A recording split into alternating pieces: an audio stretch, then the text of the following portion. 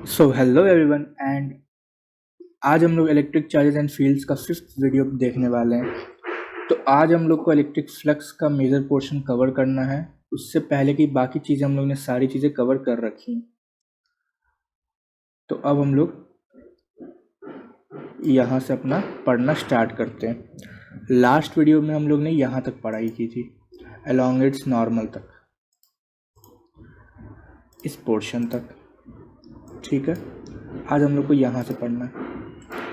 सो चलिए हम लोग एनसीईआरटी अब अपना रीडिंग स्टार्ट करते हैं। आप लोग भी अपने साथ अपना बुक वुक सब लेके बैठे और जो जो इम्पोर्टेंट पॉइंट हो उसको आप लोग उसको मार्क कर सकते हैं पेंसिल से।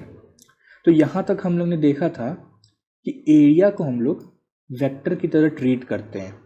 ठीक है, और करना भी चाहिए, एरिया एक वेक्टर होता है। How to associate a vector to the area of a curved surface. तो कर्व सरफेस के एरिया को हम लोग वेक्टर से कैसे एसोशिएट कर पाएंगे वो हम लोग को ज़रा जानना है। वैसे इसमें पढ़ने से पहले मैं एक बार बता दूं कैसे कर पाते हैं। तो अगर ये एक एरिया है, ये एक प्लेन एरिया है, तो इसका हम लोग मैग्नीट्यूड तो जानते हैं कि ये डेल्टा एस हो जाएगा इसका एरिया। अब सिर्फ इसका डायरेक्शन बता, किसी भी वेक्टर को डिफाइन करने के लिए क्या क्या चाहिए, उसका मैग्नीट्यूड चाहिए और उसका डायरेक्शन चाहिए। तो मैग्नीट्यूड तो हो गया डेल्टा एस, और डायरेक्शन क्या हो जाएगा, डायरेक्शन हो जाएगा इसका नॉर्मल। इसका जो नॉर्मल होगा वो उसका डायरेक्शन हो जाएगा। हम लोग मैथ्स में भी पढ़ेंगे एक चैप्टर वेक्टर थ्योरी, तो उसमें देखते हैं नॉर्मल होता क्या है।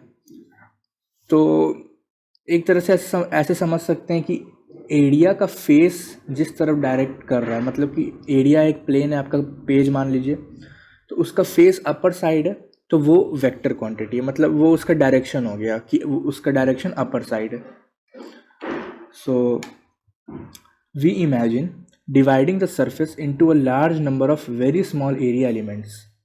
Each small area element may be treated as planar and a vector associated with it as explained before. तो जैसा हम लोग ने पहले एक्सप्लेन कर रखा है। Notice one ambiguity here. लेकिन यहाँ पे एक दिक्कत है, क्या है? The direction of an area element is along its normal, but a normal can point in two directions. हाँ, ऊपर और नीचे दोनों तरफ हो सकता है। जैसे पेपर है तो उसके ऊपर भी उसका फेस है, उसके नीचे भी उसका फेस है।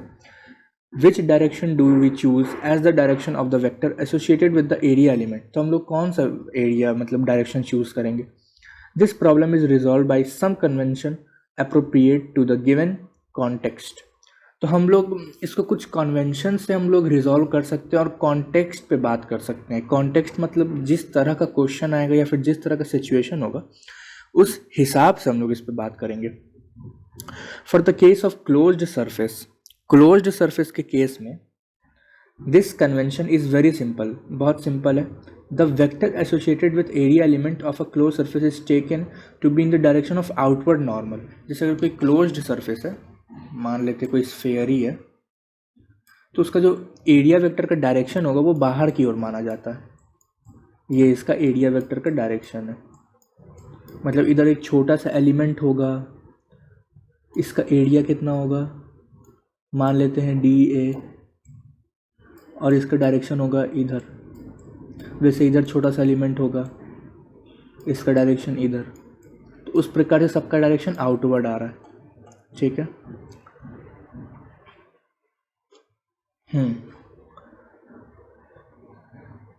इसको एक बार हम लोग हाईलाइट भी कर लेते हैं कि vector associated with area element of closed surface is taken to be in the direction of the outward normal. This is the convention used in figure 1.19. तो फिगर 1.19 में यही कन्वेंशन यूज किया गया है, ये रहा। ठीक है, thus the area element vector delta s at a point on a closed surface equals delta s into n cap। तो वही हो गया कि मतलब उस वेक्टर को कैसे हम लोग डिफाइन करेंगे, उसका मैग्नीट्यूड इनटू उसका direction, where delta is the magnitude of the area element and n vector n cap is a unit vector in the direction outward normal at that point। We now come to the definition of electric flux. अब हम लोग electric flux को define कर सकते हैं। Electric flux को represent करते हैं डेल्टा फाई से, इसको बोलते हैं फाई, डेल्टा फाई, ये है phi, through an area element delta S is defined by delta phi बराबर ई डॉट डी एस। ये फॉर्मूला याद रखना है, E delta S cos theta, तो ये पता ही है कि डॉट प्रोडक्ट में कॉस थीटा आता है, तो कितना हो जाएगा ई डॉट डी एस, ये फिर ई डॉट डी ए जैसे याद रखना है। तो ये होता है हमारा फ्लक्स का फॉर्मूला या डेल्टा फ्लक्स का फॉर्मूला, डी फाई का फॉर्मूला, ठीक है। तो ये चेंज है एक तरह से, change in flux is E into change in area, okay, which as seen before is proportional to the number of field lines cutting the area element. The angle theta here is the angle between E and delta S for a closed surface. With the convention stated earlier already, theta is the angle between E and the outward normal to the area element. हाँ, जैसे कि मान लेते हैं ये एक area है, ठीक है, और इसका नॉर्मल बाहर की ओर एकदम ऐसे, तो इस एरिया का डायरेक्शन ये हो गया, इसको एन कैप बोल देते हैं, तो ये एरिया का डायरेक्शन हो गया। अब मान लेते हैं कि इलेक्ट्रिक फील्ड का जो लाइंस है वो इससे ऐसे पास हो रहा है, ऐसे ई ई ई, ये इलेक्ट्रिक फ्लक्स का लाइंस है,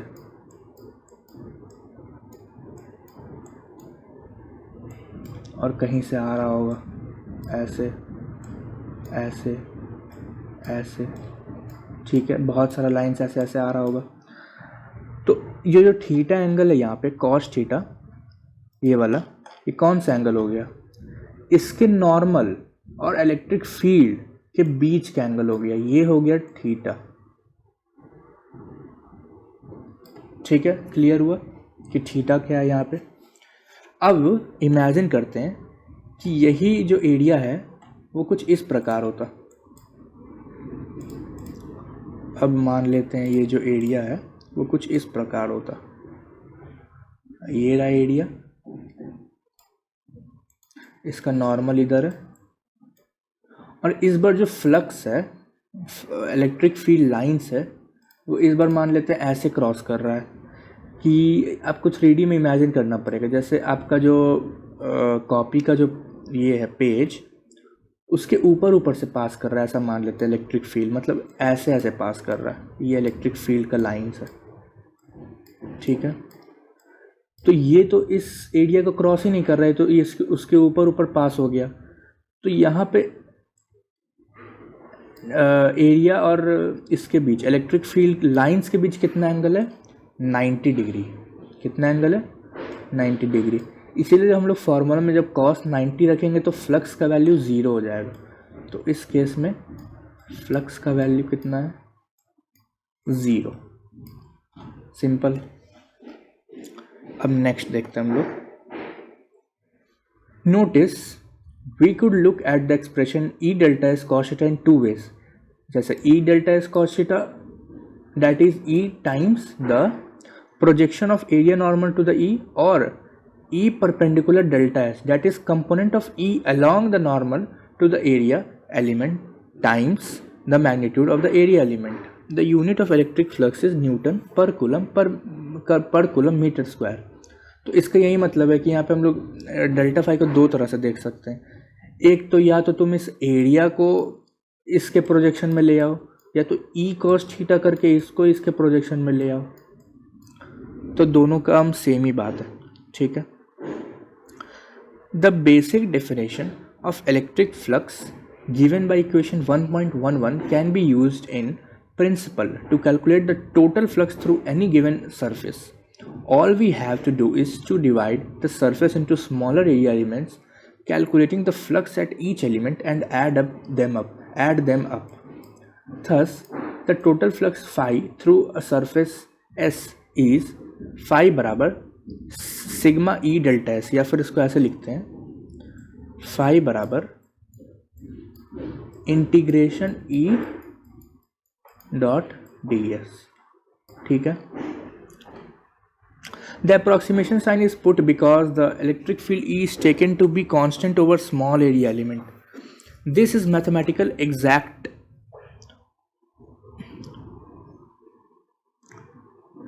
This is mathematical exact only when you take the limit delta s tends to 0 and the sum in equation is written as an integral, जो मैंने यहाँ पे बताया ये. Now next is electric dipole. एक minute.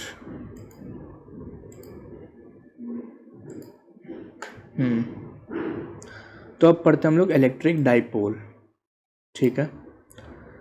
An electric dipole is a pair of equal and opposite point charges q and minus q. तो एक pair होता है किसका किसका, q एंड माइनस q का,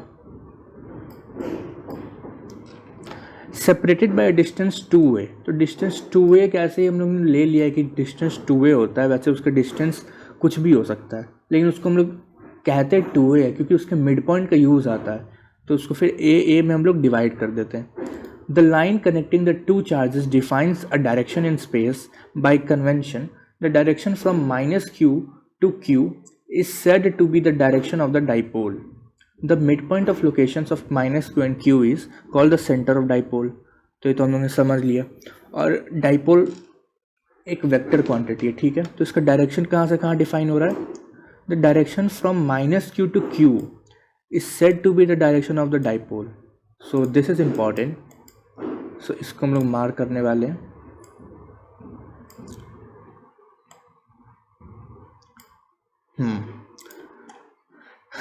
और इसका मैग्नीट्यूड कितना होता है, द इलेक्ट्रिक डाइपोल का आखिर मैग्नीट्यूड कितना होता है, तो मैं बता देता हूँ यहाँ पे.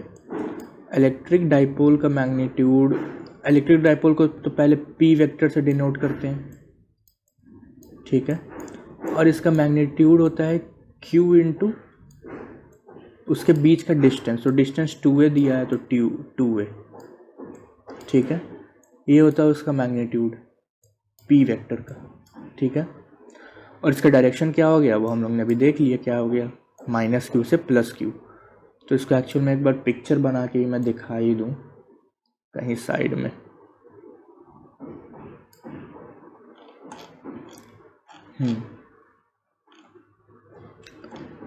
तो जैसे यहाँ पे है, मान लेते हैं माइनस q, यहाँ पे है प्लस q. तो इनके बीच का डिस्टेंस है 2a और ये मान लेते हैं मिड पॉइंट है. तो ये डिस्टेंस हो गया आपका a, ये हो गया a. और इलेक्ट्रिक डाइपोल का डायरेक्शन होता है माइनस q से प्लस q. तो उसको ऐसे रिप्रेजेंट करते हैं, ऐसे एरो देके, ठीक है. ये एक सिंगल एरो ही होगा, इसको ऐसे एक एरो देके रिप्रेजेंट करते हैं, ठीक है. ये होता है पूरा डाइपोल का एक पिक्चर, ठीक है. बेसिक आइडिया लग गया होगा. अब हम लोग आगे पढ़ते हैं. The total charge of the electric dipole is obviously zero क्योंकि माइनस क्यू और प्लस क्यू दो का पेयर है. This does not mean that the field of the electric dipole is zero. इसका ये मतलब नहीं है कि इसका फील्ड जीरो हो जाएगा. Since the charge q and minus q are separated by some distance, तो कुछ डिस्टेंस से सेपरेटेड है. The field due to them when added do not cancel out, do not exactly cancel out. क्योंकि ऐसा थोड़ी है कि ई के फार्मूला में सिर्फ q आता है, ई के फार्मूला में q भी आता है और 1/r² भी आता है, ये याद है.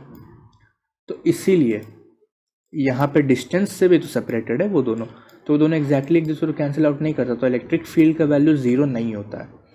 However at distances much larger than the separation of the two charges, जैसे कि अगर डिस्टेंस बहुत ज़्यादा हो गया, the fields due to q and minus q nearly cancel out.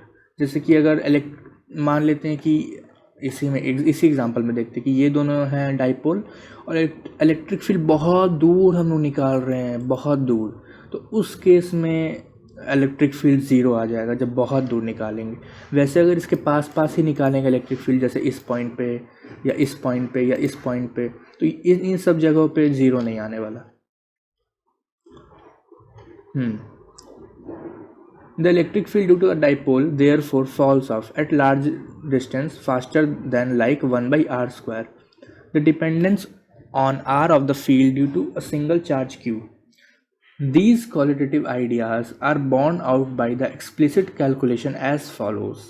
तो यहाँ पे कुछ दिए हुए हैं पढ़ने के लिए, हम लोग को पढ़ना है. The field of an electric dipole. तो इसका पहले The electric field of a pair of charges minus q and q at any point in space can be found out from Coulomb's law and the superposition principle.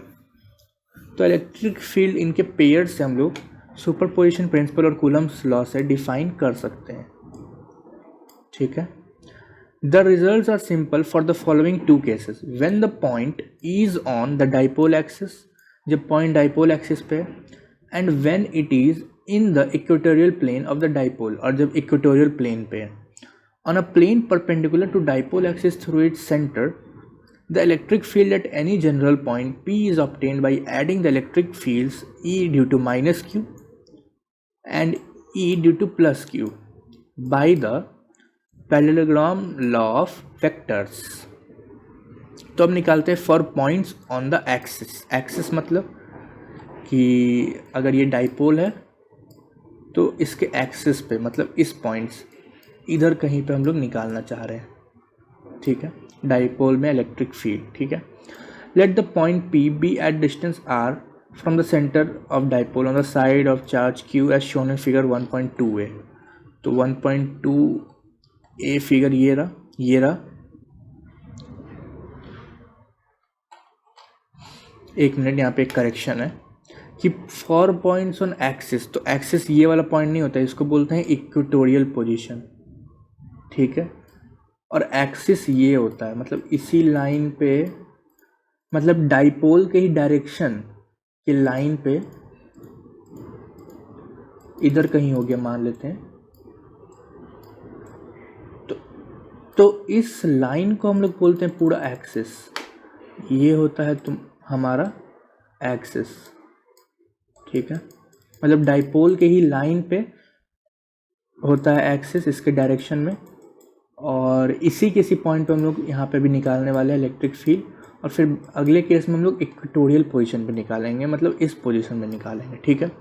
तो अब हम लोग इसका figure देखते हैं. तो जैसे जैसे यहाँ पे मेंशन था उस हिसाब से फिगर में क्या है कि एक डाइपोल है, ये प्लस क्यू है माइनस क्यू है, तो इसका डाइपोल का डायरेक्शन ये हो गया, ये हो गया डाइपोल का डायरेक्शन, और इनके बीच का डिस्टेंस है 2a. ठीक है. और ये इसका मिड पॉइंट है, तो ये हो गया a, ये हो गया a, मतलब ये डिस्टेंस और ये डिस्टेंस, और यहाँ से मिड पॉइंट से r डिस्टेंस पे एक पॉइंट लिया गया p जो इसके एक्सिस पे है. तो प्लस क्यू के कारण E बाहर की तरफ होता है, तो E due to plus Q ये है, और माइनस क्यू के कारण E अंदर की तरफ होता है, तो E due to minus q ये है.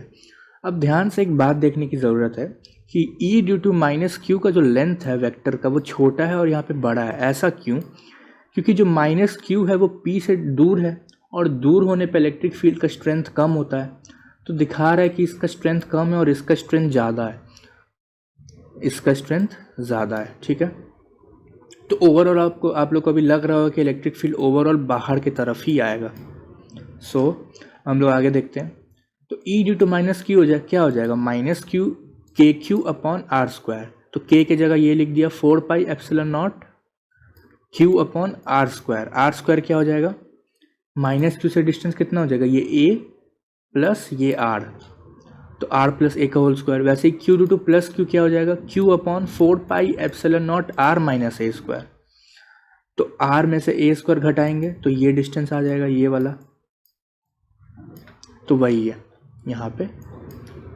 सो अब इन दोनों को ऐड करेंगे तो टोटल फील्ड एट P आएगा. तो total field at P is this plus this, तो q upon 4 pi epsilon not को कॉमन लिया तो ये आया. अब इसमें एलसीएम लेने के बाद जब सॉल्व करते हैं, एलसीएम लेके देखिएगा, जब एलसीएम लेते तो क्या हो जाएगा, इधर हो जाएगा r प्लस a का होल स्क्वायर,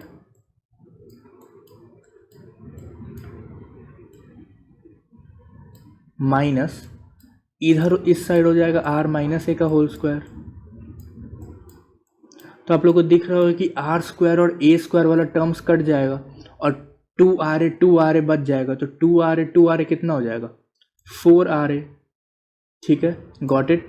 और आर माइनस ए का होल स्क्वायर और आर प्लस ए का होल स्क्वायर को गुना करेंगे तो क्या लिख सकते हैं, R minus A into R plus A का होल स्क्वायर, और उसका फॉर्मूला क्या होता है A square minus B square. तो R minus A R square minus A square का होल स्क्वायर ये आ जाएगा। ठीक है, ये अगर नहीं समझ में आया तो फिर से देखते हैं। जैसे इसको गुना करेंगे ना, R plus A R minus A और इसका होल स्क्वायर है, जब इसका एलसीएम लेंगे। ठीक है, तो आर प्लस ए और आर माइनस ए कितना हो जाएगा आर स्क्वायर माइनस ए स्क्वायर। ठीक है, और ये ऐसे ही रह जाएगा। और ये पी क्या दिखा रहा है, ये पी इसका डायरेक्शन दिखा रहा है, इसका डायरेक्शन। अभी इसको इग्नोर करना है, ये कैप है। ठीक है, ये पी कैप है, मतलब कि डायरेक्शन बता रहा है इलेक्ट्रिक फील्ड का। तो इसका इलेक्ट्रिक फील्ड वैसे एक बार देख लेते हैं। बोल रहा है कि इसका इलेक्ट्रिक फील्ड पी के डायरेक्शन में है, तो एक्चुअल में पी के डायरेक्शन में ये पी भी इस तरफ है और इलेक्ट्रिक फील्ड भी इस तरफ आ रहा है, तो दोनों का डायरेक्शन सेम है इस केस में। ठीक है, और एक अप्रॉक्सीमेशन लिया जाता है कि अगर आर बहुत बहुत बहुत बड़ा हो गया ए से, मतलब कि अगर ये डिस्टेंस हो गया कि आर इन दोनों के गैप से ज़्यादा है, तो फिर अप्रॉक्सीमेशन लिया जाता है। कैसे लिया जाता है, तो यहाँ पे आर बहुत बड़ा हो जाएगा ए से, तो यहाँ पे बन जाएगा 4QA अपॉन 4πε0 RQ। इसका अप्रॉक्सीमेशन ऐसे लेंगे कि आर स्क्वायर माइनस ए स्क्वायर, जैसे कि अगर आर बहुत बहुत बहुत बड़ा हो गया ए से, तो पहले इसका ज़रा कलर बदला जाए। तो फिर आर स्क्वायर में से ए स्क्वायर घटाएंगे तो कुछ फ़र्क पड़ेगा, मतलब बहुत बड़े वैल्यू में से छोटा सा वैल्यू घटाएंगे तो कुछ फ़र्क नहीं पड़ना चाहिए, तो इसका अप्रॉक्सीमेट आर स्क्वायर लिखते हैं। तो इस फॉर्मूला में इसकी जगह आर स्क्वायर पुट करेंगे तो आर स्क्वायर का होल स्क्वायर बनेगा, तो नीचे आएगा आर का पावर 4 और ऊपर एक आर है, तो ये और ये कैंसिल हो जाएगा, तो इधर क्यूब बन जाएगा ये। ठीक है, तो ये इवेंचुअली फॉर्मूला आता है इलेक्ट्रिक फील्ड का और P के डायरेक्शन में आता है। ठीक है, अब देखते हैं for points on equatorial plane. तो इक्वेटोरियल प्लेन ये रहा, तो इसको एक बार फिगर को समझते हैं। तो ये Q है, ये माइनस Q है, तो डाइपोल का डायरेक्शन है इस तरफ। ठीक है, एंड माइनस Q की तरफ होगा E due to minus Q इस तरफ होगा और E due to plus Q इस तरफ होगा। तो इसका हम लोग दोनों का कंपोनेंट लेके ऐड करेंगे, तो E एट P इस तरफ आएगा, क्योंकि इन दोनों का जैसे ये हो गया लेंथ R। ठीक है, तो ये डिस्टेंस और ये डिस्टेंस तो सेम है, तो E due to plus Q और E due to minus Q का मैग्नीट्यूड सेम है, तो इसका जो ये कंपोनेंट होगा इसका और इस वाले का ये कंपोनेंट एक दूसरे को कैंसिल कर देगा, तो बचेगा सिर्फ इस तरफ का कंपोनेंट। ठीक है, so the magnitudes of electric field due to the 2 point charges plus Q and minus Q are given as E due to plus Q बराबर 4πQ upon 4πε0 upon 1 upon R square plus A square. क्योंकि NCERT में एक step उड़ा दिया, क्योंकि देखो इधर जो ट्रायंगल बन रहा था, ये R, ये A, यहाँ पे माइनस Q चार्ज रखा हुआ है, तो इसका हाइपोटेन्यूस कितना हो जाएगा under root R square plus A square. और नीचे क्या होता है E के फार्मूला में KQ अपॉन R स्क्वायर, तो R स्क्वायर में अगर मतलब इसको पुट करेंगे R स्क्वायर की जगह, तो रूट और स्क्वायर कट हट जाएगा, तो ये बच जाएगा। ठीक है, और E due to minus Q क्या हो जाएगा Q अपॉन वही हो जाएगा, मतलब मैग्नीट्यूड दोनों का सेम होता है, खाली डायरेक्शन अलग होता है। एंड आर इक्वल लिखा हुआ भी है। The direction of E plus Q and E minus Q are shown in figure. Clearly the components of normal to the dipole axis cancel away, जो मैंने कहा कि normal to dipole axis cancel हो जाएगा। The components along the dipole axis add up the total electric field is opposite to P vector. हाँ, तो total electric field जो है वो पी वेक्टर के अपोजिट है। मतलब कि यहाँ पे देख सकते हैं कि डाइपोल का डायरेक्शन है इस तरफ, तो इलेक्ट्रिक फील्ड का डायरेक्शन किधर आ रहा है, इस तरफ, तो अपोजिट है, तो एक माइनस साइन भी आने वाला है। तो E बराबर minus of E due to plus q plus E due to minus q cos theta, क्योंकि इन दोनों के बीच में एंगल थीटा, ये थीटा है, तो ये थीटा है और ये थीटा है, तो कॉस थीटा का कॉम्पोनेंट ले रहे हैं हम लोग, और पी वेक्टर, तो E due to minus q क्या हो जाएगा, -2QA अपॉन कॉस थीटा। हम लोग इस ट्रायंगल से लिख सकते हैं, ये थीटा था, तो कॉस थीटा क्या हो जाएगा, A अपॉन दिस। तो सारे वैल्यूज़ को पुट करने के बाद ये आता है, और फिर इसमें फिर अप्रॉक्सीमेशन लाएंगे, R very very very greater than A, तो वहाँ पे देख सकते हैं कि R स्क्वायर सिर्फ बचेगा, और R स्क्वायर का पावर कितना बचेगा, 3/2, तो ये 2 कट जाएगा, तो R क्यूब बच जाएगा, तो यहाँ पे R क्यूब भी बच गया। सो ये आता है फॉर्मूला। लेकिन अभी फार्मूला कंप्लीट नहीं हुआ, ये पी कैप के टर्म्स में, अभी हम लोग को पी के टर्म्स में चाहिए। So, from equation 1.15 and equation 1.18, it is clear that a dipole field at large distances does not involve Q and A separately. It depends on the product QA. Thus, this suggests the definition of dipole moment. The dipole moment vector P of an electric dipole is defined by P vector बराबर Q into 2A. तो ये मैंने ऊपर कहा था, that is, it is a vector whose magnitude is charge q times the separation 2a between the pair of charges q and minus q, and the direction is along the line from minus q to q. In terms of p vector, the electric field of dipole at large distances takes simple form. तो जैसे यहाँ पे p क्या है, q into 2a, तो इधर q into 2a के जगह हम लोग क्या पुट कर देंगे, p, इस फॉर्मूला में भी इधर से 2 हटा देंगे, और एक 2 इंटू क्यू ए की जगह क्या पुट कर देंगे, P। तो फॉर्मूला क्या क्या आने वाला है, डाइपोल एक्सिस पे क्या हो जाएगा, E बराबर 2P अपॉन, इसको ऐसे याद करें, ये 4πε0 बहुत कंफ्यूज, मतलब इसको याद करना थोड़ा टफ है, इसको इजी वे में ऐसे याद कर सकते हैं, E बराबर, इसकी जगह K लिख देते हैं, 2KP upon R cube, simple. ये हो गया एक्सिस पे, और इक्वेटोरियल प्लेन पे क्या हो जाएगा, E बराबर -KP upon R cube, simple, कहानी ख़त्म। ठीक है, इसका एक हम लोग पिक्चोरियल डायग्राम बना के देख लेते हैं, तो फिर हाँ, जैसे अगर ये डाइपोल है, मान लेते हैं कि अगर ये है, मान लेते हैं पॉइंट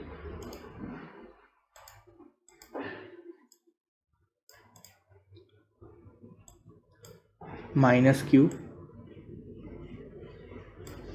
ये पॉइंट है, मान लेते हैं +Q, और हम लोग को इस पॉइंट पे निकालना है इलेक्ट्रिक फील्ड, और एक इस पॉइंट पे निकालना है इलेक्ट्रिक फील्ड। तो कैसे कैसे निकलेगा, तो पहले तो डाइपोल का डायरेक्शन इस तरफ हो गया, पी वेक्टर का डायरेक्शन, और इस पॉइंट पे निकालना है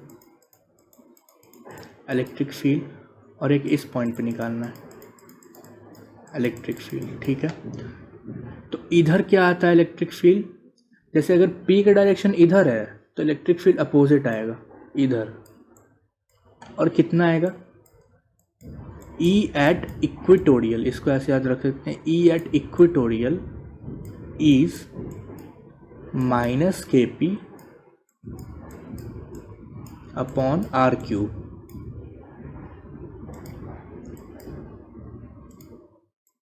R क्यूब, जहाँ पे R ये डिस्टेंस है, और यहाँ पे R, और इस केस में R ये डिस्टेंस है, ठीक है। और इधर क्या आता है इलेक्ट्रिक फील्ड, इधर आता है इस तरफ, कितना आता है, इसको ई एक्सिस करके याद कर सकते हैं। ई एक्सिस बराबर, एक मिनट जगह कम है, इसको इधर ही बताते हैं।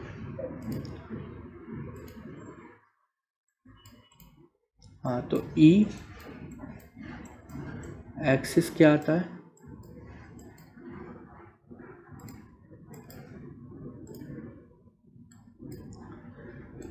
To k P upon r cube.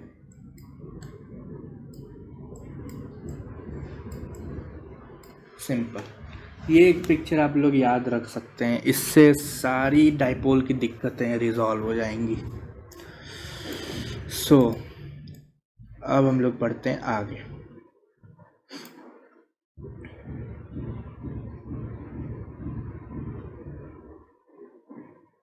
ठीक है, यहाँ तक हम लोग ने समझा। अब यहाँ पे कुछ कुछ दिया हुआ है, नोटिस करिए, क्या करिए देखते हैं एक बार, ठीक है। Notice at the important point at the dipole field at large distances falls off not as 1 by r square but as 1 by r cube। हाँ, यहाँ पे अब क्यूब का आ जाता है। Further, the magnitude and direction of the dipole field depends not only on the direction r but also depend on the angle between the position vector r and the dipole moment। तो ये जो r है, मतलब ये जो r है, ये वाला और ये वाला, ये तो परपेंडिकुलर पे अलग आ रहा है, एक्सिस पे अलग आ रहा है, मतलब अलग अलग एंगल्स पे अलग अलग इलेक्ट्रिक फील्ड आएगा, तो किसी एंगल पे भी निकाला जा सकता है। We can think of limit when the dipole size 2a approaches 0, the charge q approaches infinity in such a way that the product q into 2a is finite. Such a dipole is referred to as point dipole. For a point dipole, one equation 1.2 and 1.21 are exact true for any r।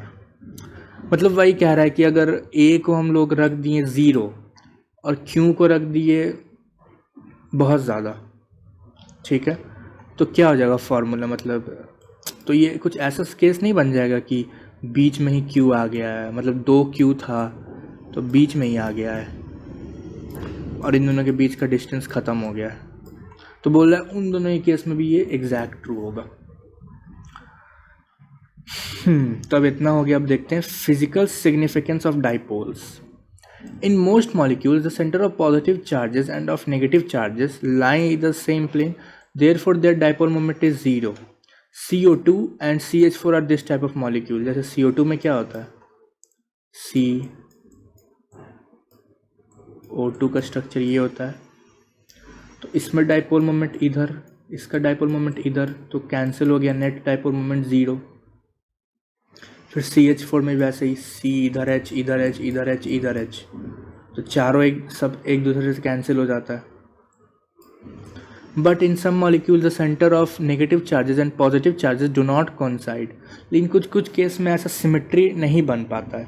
Therefore they have a permanent electric dipole even in the absence of an electric field. Such molecules are called polar molecules, जिसको chemistry में भी हम लोग पढ़ेंगे। Water molecules H2O is an example of this type. तो H2O का structure कैसा होता है, इधर हो गया O, इधर हो गया H, इधर हो गया H, इधर हो गया एक लोन पेयर, इधर हो गया दूसरा लोन पेयर। तो इसका इलेक्ट्रिक डाइपोल किस तरफ आ गया, इसका इलेक्ट्रिक डाइपोल 0 हो सकता है, नहीं हो सकता है, mu is not 0। Electric dipole को हम लोग म्यू से भी रिप्रेजेंट करते हैं, ठीक है, डाइपोल मोमेंट को। Various materials give rise to interesting properties and important applications in the presence of or absence of electric field.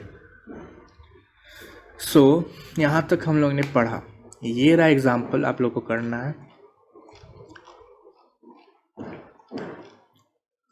और नेक्स्ट अब पढ़ते हैं dipole in a uniform external field, कि यूनिफॉर्म एक्सटर्नल फील्ड में dipole कैसा behave करेगा। जैसे कि अगर ये एक्सटर्नल फील्ड है E और डाइपोल कुछ इस प्रकार रखा हुआ है, मतलब एक डाइपोल पेयर है, उसको कुछ इस प्रकार रख दिया गया, तो ये कैसे बिहेव करेगा। सेकंड केस में देखेंगे अगर डाइपोल को इस केस ऐसे रख दिया गया तो कैसे बिहेव करेगा, ठीक है। Consider permanent dipole of dipole moment P in a uniform external field E as shown in figure 1.22. By permanent dipole, we mean that P exists irrespective of E. It has not been included by E. There is a force Q into E on Q and force minus Q. The net force on dipole is 0 since E is uniform. However, the charges are separated, so the forces act at different points, resulting in a torque on the dipole. इस सब मैं बताता हूँ, एक बार मैं पढ़ लेता हूँ पहले पूरा. When the net force is 0, the torque is independent of origin. Its magnitude equals to magnitude of each force multiplied by the arm of couple. बहुत सारा चीज़ दिया हुआ है, तो कुछ समझ में आया ना हो मैं एक बार समझाता हूँ, ठीक है। तो इसको साइड में लेते हैं अच्छे से।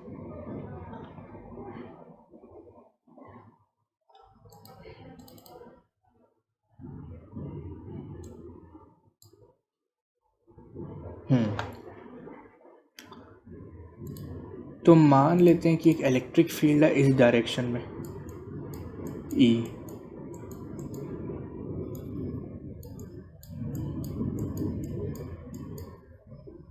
और एक डाइपोल रखा हुआ है कुछ इस प्रकार, दिखना भी तो चाहिए। एक डाइपोल रखा हुआ है कुछ इस प्रकार P वेक्टर, ठीक है। या फिर इसको किसी एंगल पे ले लेते हैं, चलो। डाइपोल रखा हुआ है, डाइपोल रखा हुआ है कुछ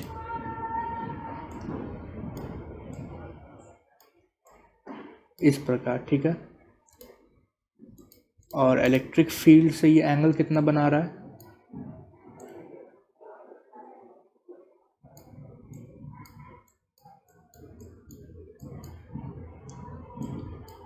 थीटा मान लेते हैं। यहाँ पे कौन सा चार्ज है, माइनस क्यू का, यहाँ पे है प्लस क्यू का। तो एक बात समझने वाली है कि माइनस क्यू पे कुछ फोर्स लग रहा होगा कि नहीं, ई के कारण। फोर्स कितना होता है, क्यू इंटू ई। तो इस पे लग रहा होगा फोर्स अपोजिट डायरेक्शन में, क्योंकि माइनस है। तो इसको अलग कलर से दिखाया जाए, इसके लिए हम लोग लेंगे पर्पल कलर। हाँ, तो फोर्स इधर लग रहा है, कितना लग रहा है, Q इंटू ई, ठीक है। और इस प्लस Q पे भी फोर्स लग रहा होगा, इस साइड लग रहा है, कितना लग रहा है, Q इंटू ई। तो अगर हम लोग इस सिस्टम को देखें तो इस पे इस साइड लग रहा है Q इंटू ई, इस पे इस साइड लग रहा है Q इंटू ई। तो नेट फोर्स कितना है, F नेट कितना है, 0। इसका मतलब डाइपोल अपने ही जगह पे रहेगा, इधर उधर नहीं भागेगा। बट यहाँ आपको ऐसा लग रहा है कि डाइपोल ऐसे रोटेट करने लगेगा इस तरफ, ऐसा फील आ रहा है। क्योंकि आप एक पेंसिल को इमेजिन करिए, टेबल पे रखा हुआ है।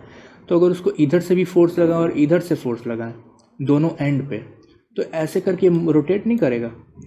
तो फिर इसका मतलब कि इस पे आ रहा है टॉर्क, और टॉर्क के कारण ये कर रहा है रोटेट। तो टॉर्क किसके कारण आ रहा है, Q इंटू ई और Q इंटू ई, ठीक है। अब देखते हैं हम लोग आगे।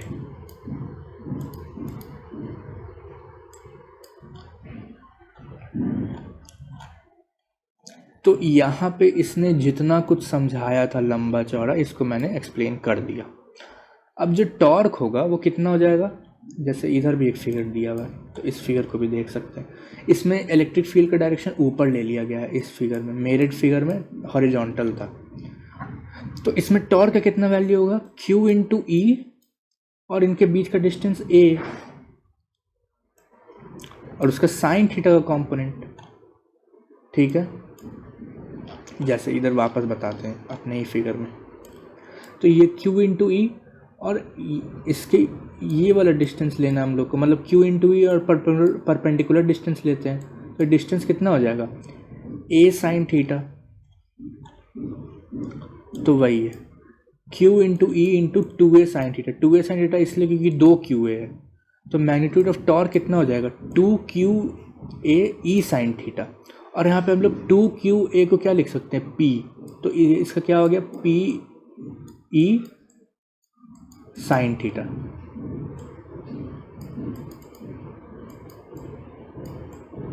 साइन थीटा, ठीक है। Its direction is normal to the plane of the paper coming out of it. इसका डायरेक्शन हम लोग पेपर के बाहर लेते हैं, ठीक है। तो राइट हैंड थंब रूल से अगर हम लोग कर्ल करेंगे हाथ को तो उस हिसाब से हम लोग डायरेक्शन देख सकते हैं। The magnitude of P cross E is also P sine theta and its direction is normal to the plane. और इसको हम लोग दो तरह से लिख सकते थे, या तो ई क्रॉस पी या तो पी क्रॉस ए। तो इसको पी क्रॉस ए अडॉप्ट किया गया। क्यों किया गया, क्योंकि इसका भी direction out of the plane आता है पेपर के। तो टॉर्क कितना हो गया, टॉर्क बराबर पी क्रॉस ई। ये फॉर्मूला याद रखना है, दिस इज इम्पॉर्टेंट, ठीक है।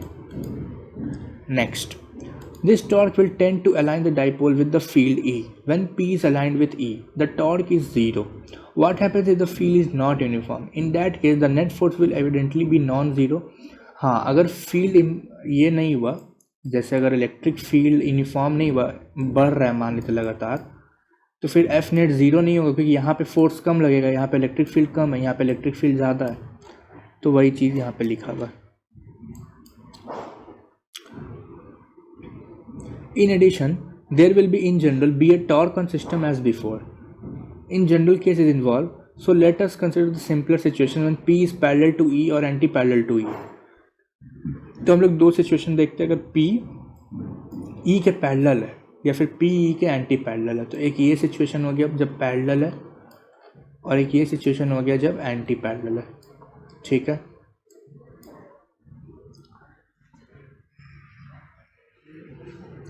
The general cases involved, so that हाँ ठीक है, the net torque is zero but there is a net force on a dipole if E is not uniform. अगर E यूनिफॉर्म नहीं होता है तो नेट फोर्स तो ज़ीरो हो जाएगा।